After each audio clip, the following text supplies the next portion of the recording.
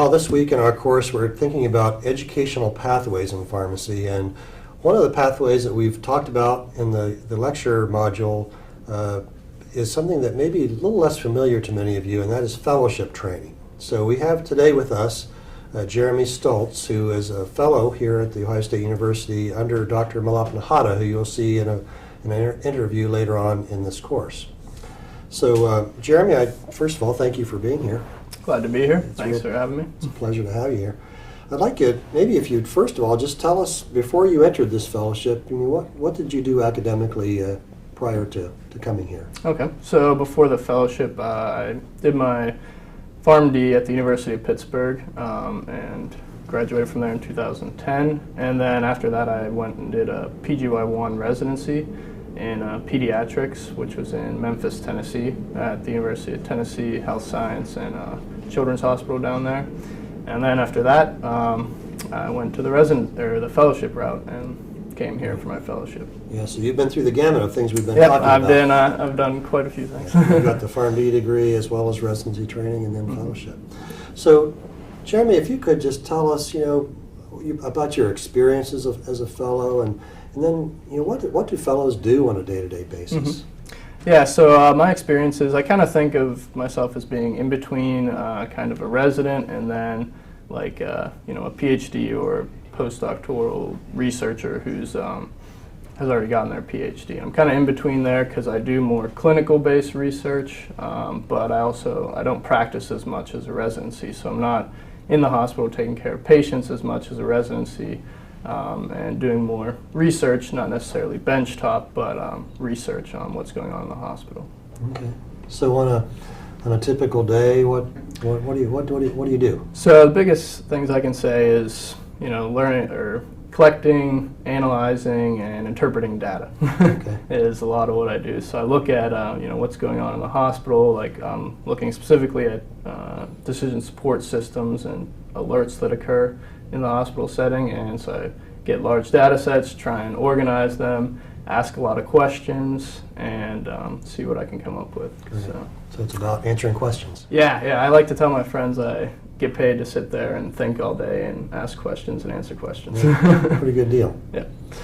So as you think about that, this research you've been doing, can you tell us maybe something or a couple things, whatever makes sense to you, in terms of what are the important things that you've learned through your research while you've been doing this? So my research, again, is related to computer systems and how we use them in the hospital. And so one of the biggest things I learned is that, you can have a computer that makes things go faster and makes things easier, but you still have to think on top of that. Mm-hmm. And so we put all these systems in place as like fail-safes, but in the end it still comes down to the practitioner, utilizing that information. So it's more, it provides the information from the decision support system, and then the practitioner has to use their own knowledge to interpret that and utilize it.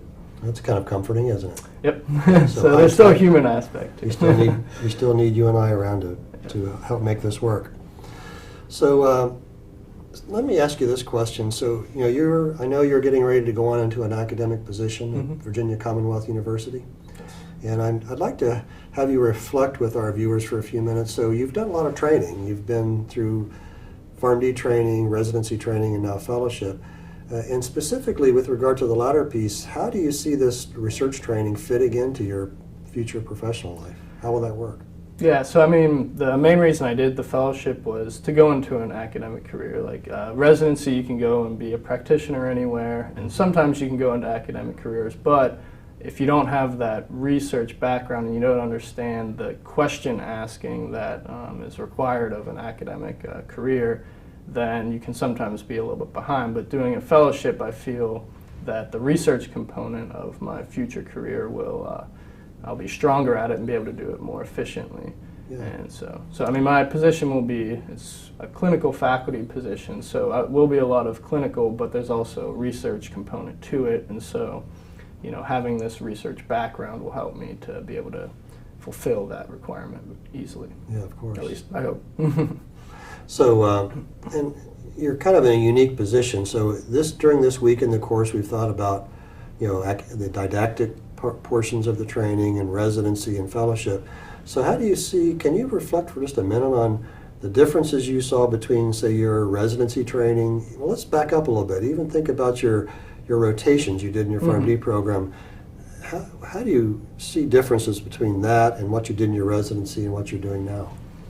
The biggest thing I can think of is whenever you're a student and whenever you're a resident, you learn about, well, what am I supposed to do? Like what is supposed to happen in this situation? But then whenever you get to a fellowship, it's like, okay, I've seen a lot of what other people do or what is generally done, but then you ask the question, is that what we should be doing? Mm-hmm. And should we be doing something different? And so, taking it to kind of the next level is the difference that I see in terms of, trying to implement change kind of issues. Interesting. So preparing yourself to be a change agent. Yeah, really. being more of an agent of change versus just, not going through the daily motions, but just taking care of the typical things as they should happen and trying to change them and say, oh, well, okay, that's what we've been doing, but maybe we should look into doing something different because of this. Interesting.